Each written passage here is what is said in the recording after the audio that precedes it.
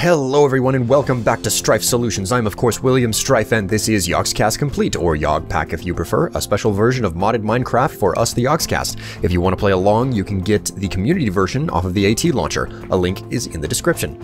So first off, as you can see, I am wearing my mechatronic armor. Someone on the subreddit was super kind and skilled and made me this fantastic mock-up for it. As you can see, it looks like I'm not really wearing sleeves, but that's because Mechatronic Tier 3 armor actually looks like an exoskeleton for the most part. It's not so much armor as much as it is super powerful exoskeleton, or at least that's the way that it's supposed to look, so that's the reason why it looks like this. It just blended in with my suit super well whenever I was using the default textures. So anyway, this episode, guys, this episode is a no-list episode. I don't have a checkboard to go off on, and ooh, sun is setting. This time around, I am working on this platform. It's time to fill up the east or west platform with a new building. And as you know from the last episode, I ended it by saying, you know, I need to get out of the lab. I need to do something else, you know, something a little bit more relaxing. And you know what that made me realize? I don't have a place to unwind. There's no location here on Strife, on the Solution Business Park for some R&R. So, you know, whenever I have people over, whenever I'm trying to, you know, sell things to customers, you know, maybe I'm trying to get a government contract and they come around to look at the facilities, there needs to be a place for them to, you know, get a drink and have a meal. So that means that I'm going to build a restaurant. You know, more specifically like a corporate business bar or something, and it's going to be called the Crafted Cantina. It's going to be Mexican style. So, to do that, I'm gonna need a whole bunch of sand, and I'm gonna need to build the building out of hardened clay, is what I've decided on. So I've got I've got all the materials out here. I went out, way out to a location not that far from Martin's old base. Right over here there's an outback, and I went and I used the digital miner to get my hands on a whole bunch of hardened sand, which you can't craft, you have to mine it up. And I also made a whole bunch of hardened dirt, and I'm just going to make a point that you can make tons and tons of clay in this game by running dirt through a chemical injection chamber from Mechanism and water vapor in the bottom, okay? So water vapor comes from rotary condensators, and that's a bunch of stuff that I covered whenever I was doing, you know, ×5 ore processing down in the basement. But that's how I got my hands on all the clay. So I've got all the materials that I need to build this restaurant. So I'm gonna go ahead and switch over to the build cam, and let's get started. So, first thing was first, I took my excavator out and began digging up all of the dirt off of the top layer of the platform. And you can see me running back there. It's because I was leaving a whole bunch of dirt behind whenever I was digging up this top layer. You can't see it because the camera, the build cam is too far away, but I was leaving behind a lot of dirt. I didn't want to have to dig up more whenever building another platform. I then took out the nether rack that the ghostwood trees were growing on, and using the builder's wand, I filled in the top layer with lots of hardened sand that I got from that outback biome. With that complete, I went and filled my inventory with hardened clay and built up the primary walls of the cantina. Now, the primary design of this building is supposed to be that of a pueblo that you can find in South and Central America. It's a very traditional design. I then came through and popped some holes in the walls for special support beams made of logs. This is another thing that's very common of the classic pueblo design. Lots of oak wood.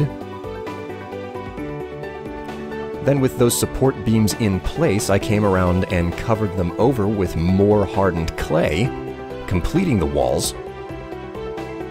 Then I took a whole bunch of the hardened clay that I had, and using light gray dye, I went and created some light gray hardened clay that I used to create the roof of the cantina.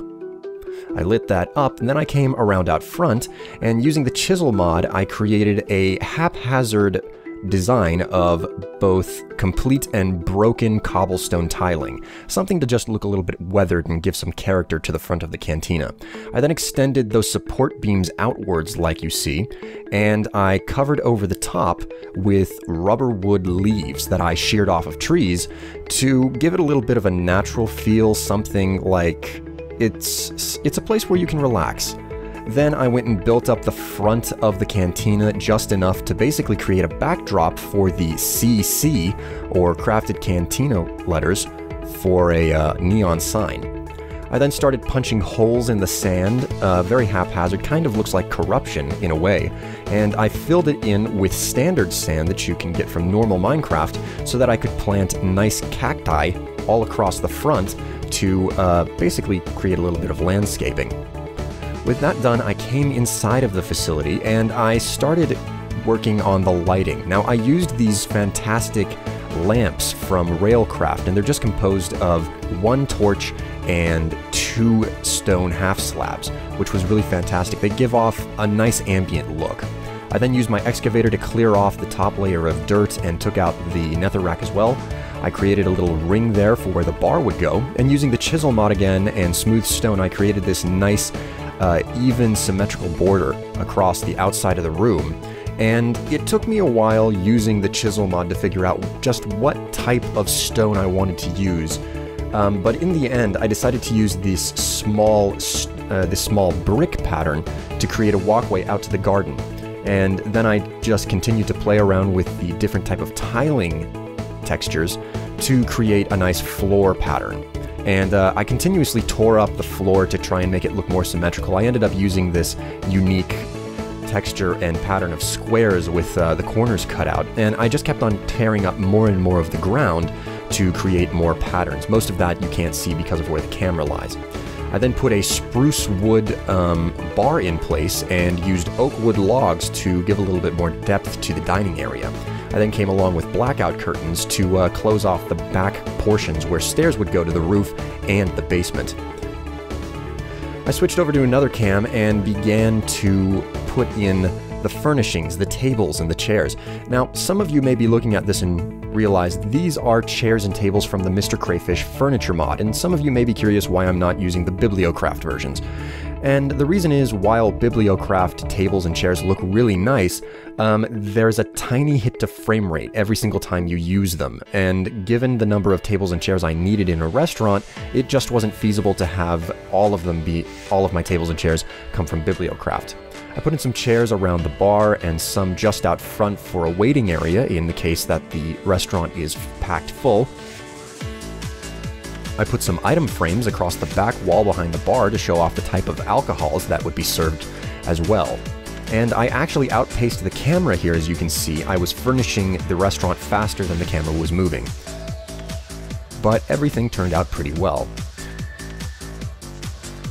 With the interior finished, I came around the back and completed the pathway outside, and then created this cross frame across the top, extending out from the building, and put some more leaves across the top to create a nice garden-like area where people could come and relax for maybe a romantic evening. And then I lit it up with Project Red lamps and Biomes of Plenty ivy. I continued to furnish it with more tables and chairs.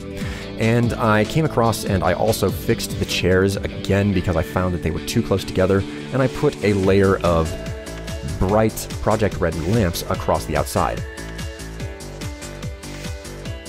And with that, the Crafted Cantina was done. Now, I didn't get around to building a kitchen in the basement. That was a little bit unfortunate, but I'll get around to it later. And as you can see, because of the way that things face, the garden out back is facing out to the west, which is where the sun sets, so I'll probably do some landscaping out the back of the cantina, so you got a great view whenever dining outside.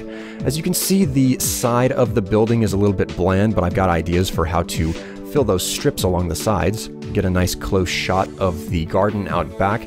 There's another empty strip, like I said, I'll be filling that in with something soon.